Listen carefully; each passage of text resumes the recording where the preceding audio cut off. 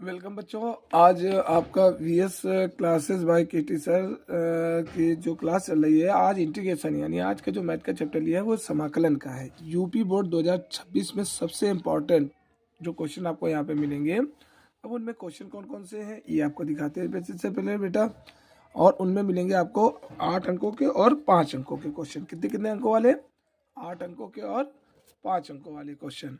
अच्छा, अब इसमें आपको बताएंगे, जैसे पहला क्वेश्चन आपको लिखा है, दिया गया इंटीग्रेशन 0 और पाई, 0 to पाई बाई पाई दिया गया है। क्या लिखा? x tan x upon sec x plus cos x का dx। ठीक है ना। तो अब इसमें करना क्या होगा, इसको कैसे सॉल्व करेंगे? कई बार पूछा गया क्वेश्चन है ये, यानी संभवतः 2016, 17, 19 और 22, 24 में पूछा गया क्वेश्चन। तो करते क्या, जब इस टाइप के सवाल आपको मिले तो सिंपल सा क्वेश्चन है, आपको करना क्या होगा, सबसे पहले लिखते आई, पहली इक्वेशन लिख देते आई इज इक्वल टू पाई और 0। ठीक,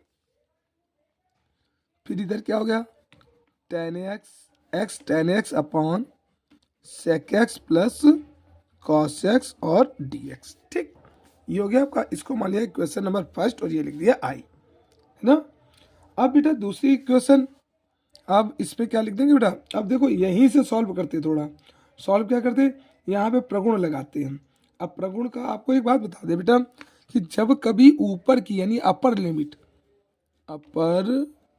लिमिट जब कभी आपकी अपर लिमिट दी जाइए, इसी से दिए हुए x का मान यानी ये वाला मान घटाना होता है, और वहां से आपका प्रगुण कार्य करता है। ठीक है ना। कैसे देखो, x इक्वल पाई माइनस, अगर यहाँ पाई बाई 2 होता तो फिर पाई बाई 2 लिखते हैं, जो यहाँ पर है वो यहाँ लिखना है ना। तो यहाँ पे लिख दिया पाई माइनस एक्स। ओके, रखने पर आपको सब बताएंगे कौन सा प्रगुण कैसा प्रगुण है ना। आपने पढ़ा होगा, प्रगुण भी बता देते हैं आपको कि प्रगुण आपका दिया गया जैसे प्रगुण। ठीक, तो प्रगुण कौन सा कार्य करेगा इस पर, आपने पढ़ा होगा प्रगुण का मान, नहीं तो आपको कंफर्म ध्यान होगा कि यहाँ पे हो जाए 0, यहाँ लिख देते a और यहाँ लिख देते f dx। ठीक है, dx इज इक्वल टू, अब इसका मान क्या होता है, इसका मान होता है a 0 और f, और यह क्या होता है a माइनस एक्स और dx। ठीक है ना।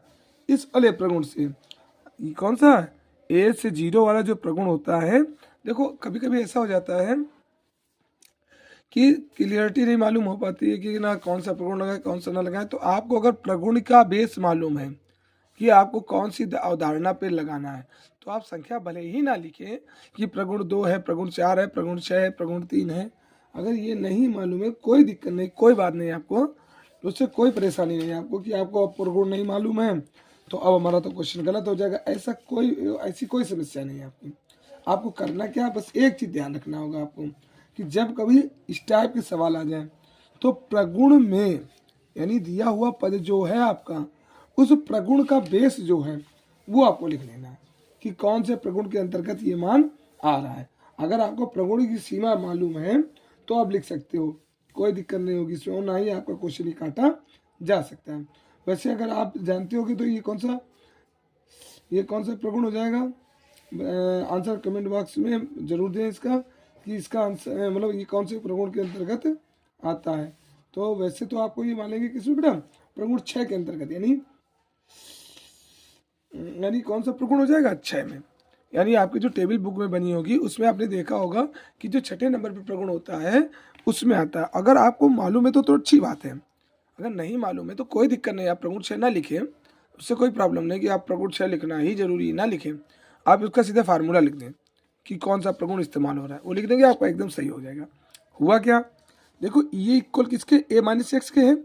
अब a की जगह अपर लिमिट का मान है ना, और f के साथ लिखा है x, तो हुआ क्या a माइनस एक्स। वैसे ही ये लिखा है अपर पाई और ये लिखा है x, तो पाई माइनस एक्स रखने पर ओके।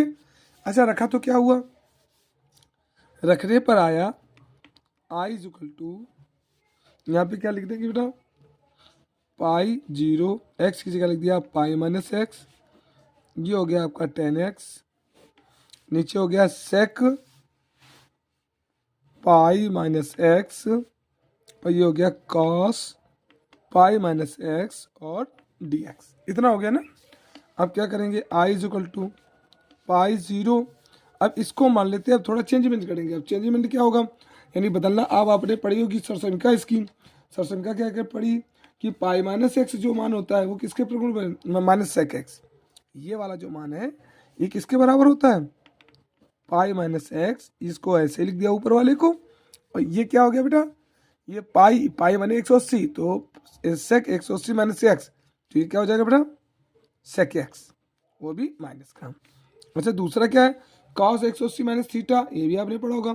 कॉस 180 माइनस थीटा क्या हो जाएगा, माइनस कॉस। किस में कन्वर्ट होगा, माइनस कॉस में। तो इसको भी क्या लिख दे बेटा, माइनस कॉस एक्स। ठीक, अभी देखो नीचे तो बदल दिया, हम ऊपर भी तो बदलेंगे। ये भी नहीं बदला हमने इसको, है ना। तो अभी हमने केवल एक पार्ट नीचे का बदला है। अच्छा इसको अगर चेंज करें, ध्यान से समझे बात, तो जब इसको चेंज करेंगे तो क्या हो जाएगा, अब यहाँ पे भी लिख दे पाई माइनस एक्स, ठीक है ना। अब जब पाई माइनस एक्स हुआ, ध्यान से समझना, अभी ऊपर नहीं चेंज किया था हमने। अगर ऊपर भी अब ये वाला जो चेंज करेंगे, देखो नीचे के दोनों चेंज किए, अब ऊपर वाला हम अलग चेंज करके देखेंगे, क्योंकि इकट्ठे एक साथ लगा दे तो नहीं बनेगी नहीं बात। तो ये होगी पाई माइनस, अब ये क्या हो जाएगा, पाई 0, और ये हो गया पाई माइनस एक्स। अब टेन 180 माइनस थीटा, टेन पाई माइनस एक्स, तो टेन पाई माइनस एक्स ये किसके बराबर होता है, माइनस टेन एक्स। किसके बराबर होगा, माइनस टेन एक्स।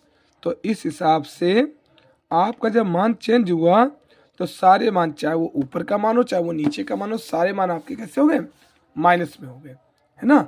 जब सारे मान माइनस में हो गए तो अब क्या करोगे, अब आपको करना होगा समीकरण 1 और समीकरण 2 को जोड़ने पर। अब इससे पहले क्या करेंगे, ऊपर भी माइनस नीचे भी दोनों में माइनस, तो हमने माइनस ले लिया कॉमन। क्या ले लिया कॉमन बेटा, माइनस ले लिया हमने कॉमन। जब माइनस कॉमन ले लिया तो अंदर का पार्ट कैसा हो गया, अंदर का पार्ट ये दोनों माइनस थे बाहर निकाल दिए, ऊपर वाले का ये माइनस बाहर और इन दोनों का माइनस बाहर। तो जब दोनों माइनस के हो गए तो अंदर क्या बचेगा, प्लस ही का तो बचेगा। तो ये माइनस से माइनस कैंसिल। तो अब जो इक्वेशन सेकंड आपकी ये बन गई, ठीक है ना बेटा। अब क्या करोगे, लिख देना बेटा समीकरण 1 व 2 को जोड़ने पर, ठीक है ना।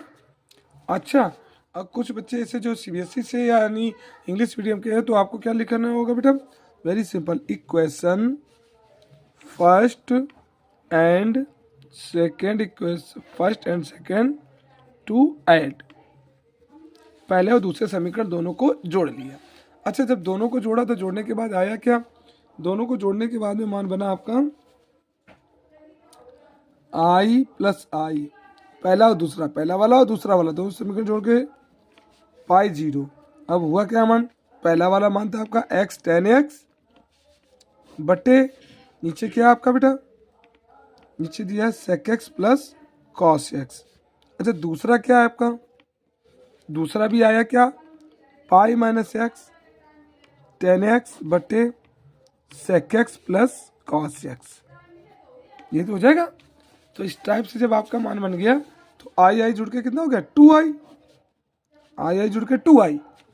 अब बेटा इसको जब हो गया तो क्या हो जाएगा, एक्स टेन एक्स और डी एक्स ले लिया कॉमन, हर है बराबर।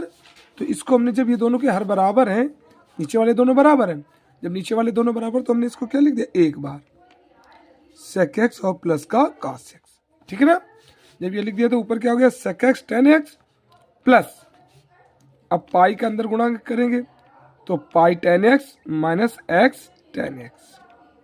समझ में आ गई होगी बात आपके, कि ये वाला तो वैसे लिख दिया, इसका गुणा इसमें किया तो ये आ गया, इसका गुणा इसमें किया तो ये आ गया, कोई दिक्कत तो नहीं बेटा। कैंसिल करते देखो, ये माइनस ये कैंसिल कट गया। अब जो बचा वो आपको कैसे सॉल्व करना है भाई, इधर आते भाई, आई आई जुड़ के कितना हो गया बेटा, 2i, ओके। अब इंटीग्रेशन पाई और 0, ठीक है। अब इसमें क्या हो जाएगा भाई, अब इसमें हमें करना क्या था बेटा, दिया गया था क्वेश्चन हमारा टेन एक्स बटे पाई टेन एक्स बटे sec x plus cos x और डी एक्स। ये तो है ना, सिंपल सा है। तो आपको करना क्या होगा, कन्वर्ट कर देते, बदल लेते हैं, इसके मान बदल के देखते हैं क्या आएगा। 2i इज इक्वल टू पाई ले लिया कॉमन, पाई 0, tan को बदल दिया बेटा हमने किस में, साइन बटे कॉस में, किसमें बदल दिया, साइन बटे कॉस में, और सेक को बदल दिया 1 बटे कॉस एक्स, और ये लिख दिया कॉस एक्स और dx। ठीक है ना, कोई दिक्कत। अब क्या करना होगा आपको, पाई ऐसे लिख दिया, पाई 0 लिख दिया, ठीक है ना। अब इसको हर बराबर कर दिया, तो साइन एक्स बटे कॉस एक्स प्लस कॉस का गुणा कॉस में कर दे, कॉस का गुणा कॉस में कर दे, क्या हो जाएगा, कॉस स्क्वायर एक्स, और नीचे बेटा कॉस एक्स और dx। ओके बेटा, कॉस से कॉस ये कैंसिल हो जाएगा, क्योंकि दूसरा चौथा नंबर कट सकता है। अब ये वैसे भी इसके साथ आ जाएगा, तब भी कट जाएगा। आया क्या, 2i इज इक्वल टू पाई ऐसे लिख देते, पाई और 0, ठीक है। ऊपर क्या आ जाएगा, साइन एक्स बटे 1 प्लस कॉस स्क्वायर एक्स और dx, ठीक है।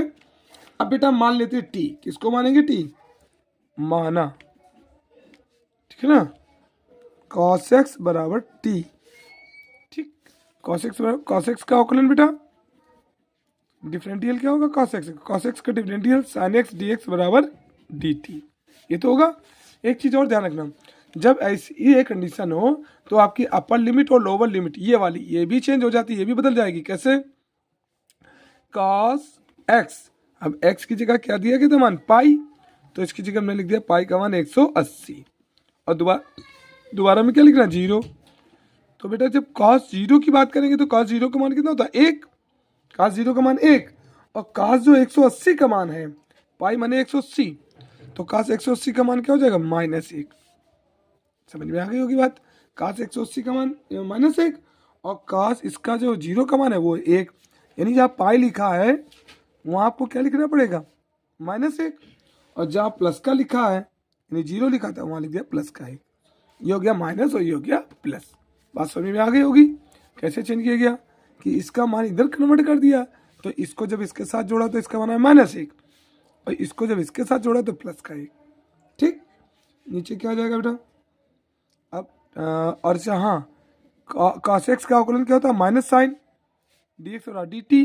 तो बेटा ये जो माइनस था, ये माइनस अगर यहाँ लगा दिया जाए तो हम ऐसा लिख सकते हैं, ये पूरा हट गया, ये वाला पार्ट आपका हट गया, ये पूरा, ये हटने के बाद क्या आ गया, dt, और नीचे क्या आ गया 1 + t², इसकी जगह 1, इसकी जगह t, ये स्क्वायर, ये हो गया आपका dt। दिक्कत तो नहीं हुई आपको। निशान कैसे लगाते बेटा, माइनस का, क्योंकि ये माइनस लगा हुआ है। कोई समस्या हो, बिल्कुल नहीं होनी चाहिए, वेरी सिंपल है कि ये वाला मान आपका बन गया dt, ये बन गया 1, और ये cos x है, और cos x का क्या बन गया जाके t²। Upper limit lower limit आपको बता दी हमने कि एक बार 180 यानी ये पाई रखा और एक बार 0 रख दिया, ठीक है ना। आया क्या आपका 2i बराबर, अच्छा आप ये फार्मूला पढ़ा होगा dt बटे 1 + t², तो ये इसका हो जाएगा बेटा फार्मूला, सभी को मालूम है, जल्दी से बोलो, माइनस अभी ये हो जाएगा आपका मान tan इनवर्स t का, किसका हो जाएगा, tan इनवर्स t का, और ये लिखा है पाई, तो पाई तो लिखना ही पड़ेगा भाई, निशान हो गया माइनस का, तो माइनस पाई, अपर लिमिट -1 और प्लस की 1, अपर लोअर लिमिट हो गई।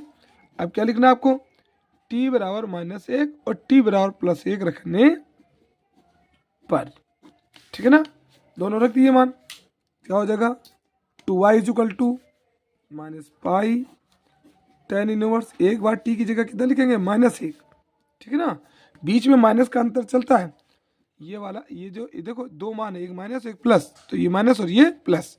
अब करना क्या आपको, एक बार माइनस रख देना है और एक बार प्लस रख देना है, यानी ये वाला मान दो बार लिखा गया, एक ये, ठीक है ना, एक बार माइनस का रख दिया और एक बार प्लस का रख दिया, ठीक। तो क्या हो जाएगा बेटा 2i बराबर -पाई। अच्छा मान क्या देखेंगे कि जो ये पाई बाई, ये कितने का मान है, tan 45 का, ये कितने का मान होता है, tan π/4, यानी आप इसको जानते हैं कहते हैं tan 45, इसका मान होता है 1, लेकिन अगर माइनस लगा तो हम इसको ऐसा लिख सकते हैं π/4, वो भी tan, माइनस था ये कर दिया, इससे ये कैंसिल, इधर बेटा एक कितने का मान tan π/4 यानी 45 का, एक ये वाला मान, इसका मान ये माइनस और ये, इससे ये कैंसिल, दोनों कट गए। फिर से समझ लें, ये माइनस का 1 था, इसका मान हो गया माइनस 1045, तो माइनस ये लिख दिया, 1045 ये लिख दिया, किसका मान 1 का, इसका 1 का मान 1045, इनवर्स से ये वाला कट गया, इस तरीके से इसका मान इससे कट गया, आया क्या, इसका मान आया π/4 माइनस का, और पीछे वाला भी मान π/4, दोनों माइनस के ना, यानी ये ऐसे लिख दिया हमने, ये वाला, इसका मान आ गया माइनस π/4 और इसका भी मान माइनस π/4। जब दोनों माइनस के हो गए तो दोनों जुड़ के पाई और पाई दोनों जुड़ के कितना होगा 2π/4, ठीक है। तो 2i बराबर, देखो माइनस माइनस प्लस, पाई का गुणा π²/4। अब i का मान पूछा उसने, तो i बराबर क्या हो जाएगा 2π²/4। तो पहले से ये 2 कहाँ चला गया, इसके बट्टे में, ये वाला कहाँ गया बट्टे में, 2 से 2 कैंसिल, कट गया, ये वाला आ गया इसके बट्टे में और 2 से 2 गया कट, तो आंसर कितना आ गया π²/4। कोई दिक्कत बेटा, संभवतः आपको समझ में आ गया होगा, बहुत ही क्लियर था सवाल, क्वेश्चन में कोई प्रॉब्लम नहीं हुई होगी। और ये निश्चित बोर्ड एग्जाम में पूछा गया क्वेश्चन, 8 नंबर में पूछा जाने वाला क्वेश्चन है, संभवतः आप सबको समझ में आ गया होगा, कोई प्रॉब्लम नहीं हुई होगी। और अगर अब आते हैं एक और क्वेश्चन ले लेते हैं इंटीग्रेशन का, कई बार कोई मतलब काफ़ी इम्पोर्टेंट है, कई बार पूछा गया क्वेश्चन है, और इसकी एक साधारण सी ट्रिक आपको बता दें कि आपको कैसे सॉल्व करना है इसको। ये आता है, जैसे क्वेश्चन ले लेते हैं रूट के अंदर समाकलन का क्वेश्चन नंबर 2, ठीक है, कोई या अपर लिमिट जो दिया गया है, कई बार इसको शॉर्टकट में भी दे देते हैं अपर लिमिट। अपर लिमिट में क्या हो जाएगा मान, आपको वेरी सिंपल से टाइप का है 1 और -1, ये दे दिया गया। ये भी पूछा गया कई बार है कि x की पावर 4 और रूट के अंदर x की पावर 5 + 1 और dx, ठीक है ना। अब इसको सॉल्व करना है आपको। एक बात आपको बता दें कि जब कभी आपकी घातें या आपके दिए हुए पद, ये पद कम हो ये ज़्यादा हो, तो समझ लेना t मान के इसको सॉल्व करना है, ठीक है ना। तो t किसको मानेंगे, इस पार्ट को t मानेंगे, पूरे को, आगे वाला आ जाएगा। कैसे मानते देखो, माना x की पावर 5 + 1 बराबर t, ठीक है ना। जब इसको माना तो क्या हो जाएगा, मान के देखो जरा, मानते तो क्या होगा, x की 1 का हो गया डिफरेंशियल, 1 का होगा 0, और x की घात 5 का मान हो गया 5x की घात 4 और dx, 5x की घात 4 dx बराबर dt। तो dx बराबर क्या हो जाएगा, x की 4 dx बराबर dt/5, ये तो बनेगा। तो जब इस टाइप का बनेगा तो क्या हो जाएगा भाई, मान रखे देखो जरा मैच कर गया, ये वाला आपका पार्ट मैच कर गया ना, ये वाला जब इससे मैच कर गया तो अच्छा अपर लिमिट भी चेंज होनी है आपकी। अपर लिमिट क्या चेंज होगी, x की जगह पे क्या लिख देंगे बेटा, फट से देखो, इसमें दिया गया मान 1 है, तो 1 की जगह पर क्या लिख दें, ये जैसे दिया गया पार्ट ये, तो ये पार्ट जो दिया गया x की जगह लिख देते पहले 1, ठीक, और दोबारा में -1, ठीक है, 2 मान है ना, एक अपर एक लोअर, लोअर लिमिट जो हो गई माइनस की, अपर लिमिट हो गई प्लस की। तो 1 की घात 5 का मान कितना हो गया 1 और +1, तो 1 1 कितना हो गया 2, चाहे 1 की घात 5 हो, 10 हो, 15 हो, 25 हो, बात तो वही रहेगी। इधर बेटा -1 की घात 5, तो -1 की घात 5 का मान कितना हो जाएगा, जल्दी से बोलो, ये माइनस करेगा क्योंकि विषम है, और प्लस का 1, तो इससे कैंसिल यानी 0। कुल मिला के इसका सोल्यूशन 0 और इसका सोल्यूशन 1। जान चुके हो मान कैसे बदले हुए, तो इस हिसाब से जब मान बदले हुए तो क्या लिख दें हम बेटा, इसकी जगह लिख देते हैं 2, इसकी जगह लिख देते हैं 0, ये तो पूरा dt में हो गया। अच्छा अंदर क्या हो गया, अंदर वाला मान जरा बताओ भाई, इसका तो dt है, 1/5 बाहर करना है, ठीक है ना, और ये पूरे को क्या माना है t, इस पूरे को t माना और dt। एक बात आपको बताते हैं, जब कभी रूट में क्वेश्चन आए तो वेरी सिंपल सी बात है कि रूट मीन्स क्या होता है, रूट मीन्स होता है 1/2 और dt, ठीक। समाकलन की शुरुआत कहाँ से होती है, बेस्ट फार्मूला, सबसे अच्छा फार्मूला और समझने वाला फार्मूला x की पावर n और dx। वेरी सिंपल कि देखो दोनों तरीके बता दें, एक ट्रिक भी बता दें आपकी। पहले तो आपको फार्मूला बता दें कि एक्स की पावर n प्लस 1 और n प्लस 1। एक तो ये होता है, क्या होता है, एक्स की घात n दिया गया तो एक्स की घात n प्लस 1 बटे n प्लस 1। एक तो ये लगा सकते हो प्लस सी, है ना, अनिश्चित के लिए, निश्चित में नहीं लगाना सी। लेकिन एक और ट्रिक बता दे, बाई चांस आप फार्मूला भूल गए, वैसे तो नियम ये कि जो घात है घात में एक जोड़ दिया और नीचे भी एक जोड़ दिया, लेकिन होता क्या कभी कभी कि आप फार्मूला बाई चांस भूल गए, तो भूलने पर में क्या करना, 1/5 हमने लिख दिया, देखो, है ना। समाकलन वेरी सिंपल, एकदम आसान ट्रिक। जितने भी भिन्न में मान हो, इन दोनों को घातों को जोड़ लेना, इन दोनों को जोड़ लेना, 2 नीचे 1 ऊपर, 2 और 1 3, 2 और 1 3 हुआ ना, तो हमने क्या लिख दिया, टी की घात 3 और बटे 2। 2 नीचे वाला ना भूलना, नीचे वाला वैसे ही लिखा जाएगा, अगर माइनस है तो घटा दो, अंश आपका माइनस का है तो घटा दो, अब प्लस है तो जोड़ लो। जो ऊपर किया 2 और 1 3, वह नीचे लिख दो, जो ऊपर वही नीचे, समझ गए हो गया आप। इन दोनों को जोड़ लेना है और जोड़ के रख देना, कोई दिक्कत तो नहीं। इधर क्या हो जाएगा, 2 और 0, ठीक, अपर लिमिट लोअर लिमिट रख रहे हैं मान। अब 1/5 और ये क्या, ये तो 3/2 ही रहेगा भाई, यहाँ 2 या 0। अच्छा ये कहाँ हो गया, ये वाला चला गया ऊपर भाई, देखो ये होगा इसके पास, ये हो गया ऊपर, तो ये क्या लिख देंगे हम इसको, यहाँ 3 और ऊपर चला गया, ध्यान से समझा, ऊपर चला गया 2, तो इस तरह 5 3 15 और बटे कितना हो जाएगा 2, 15 नीचे 2 ऊपर, ये वाला जो इसका ये था ये ऊपर चला गया, तो 2 और 5 3 15। अच्छा टी की जगह हमें कितना लिखना होगा, टी की जगह एक बार हमें लिखना है 2 और एक बार लिखना है 0, ये तो 2 मान लिखने हैं, एक बार टी बराबर 2 रखना है, एक बार टी बराबर 0 रखने पर, ठीक है, रख लो भाई। टी की जगह पहले कितना लिखते हैं 3/2, फिर टी की जगह कितना लिखेंगे बेटा 0 की घात 3/2। भैया जी जब टी की 0 की घात कोई होगी तो उससे कोई मतलब नहीं बनता, आपका मान तो 0 रहेगा। हाँ इसमें क्या जरूर, ये जरूर है कि टी 2 की घात 3/2 है, तो इसको हम क्या लिख दें, 2 की घात 1 गुणा 2 की घात 1/2, है ना, 2 की घात 1 गुणा 2 की घात 1/2, कोई दिक्कत तो नहीं। अब गुणा में घाते क्या जुड़ जाती है, देखो 2 1 2 और 1 3, यानी इसको हमने 2 रूपों में लिख दिया, तो एक तो ये रहा, और अभी हमने बताया था टी की घात √2 थी, तो रूट को लिख दिया था 1/2, 1/2 को रूट लिखा जाता है, तो इसको हम क्या लिख देंगे, 1/2 को क्या लिख देंगे बेटा रूट, क्या लिखेंगे रूट, ठीक है ना। अब 2 दूनी 4, तो 4√2/15।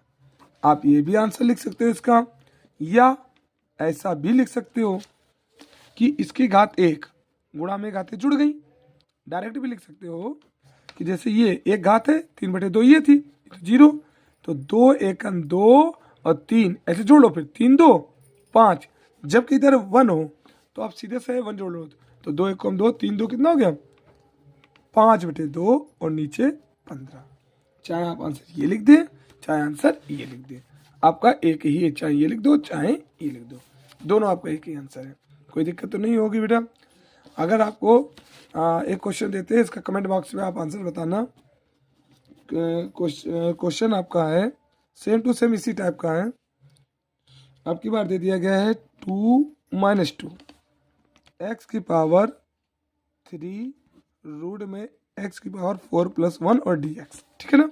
एक क्वेश्चन आपका ये बन गया, और एक क्वेश्चन आपका बना था, और ये काफ़ी इंपॉर्टेंट क्वेश्चंस हैं जो आपको लगाने हैं, या दे दिया जाए जिससे थोड़ा चेंजमेंट करते हैं, और इस पर प्रयास करना लगाने का, अगर नहीं आता तो नेक्स्ट वीडियो में आपको इसको बताएंगे।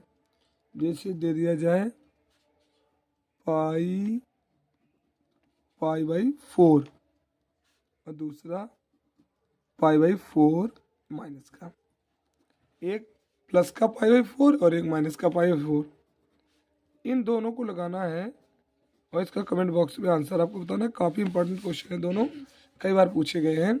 अगर आपको वीडियो पसंद आया हो तो लाइक करना ना भूलें, लाइक करें, सब्सक्राइब करें, और आपके बोर्ड जो एग्ज़ाम के हैं आपको वीडियो में इस चैनल पे अच्छे से अच्छे वीडियो आपको मिलेंगे, जो कि काफ़ी पैटर्न यानी यूपी बोर्ड 2026 में आने वाले पैटर्न पर आधारित नए क्वेश्चंस और जो आ सकते हैं वो आप सभी को मिलेंगे।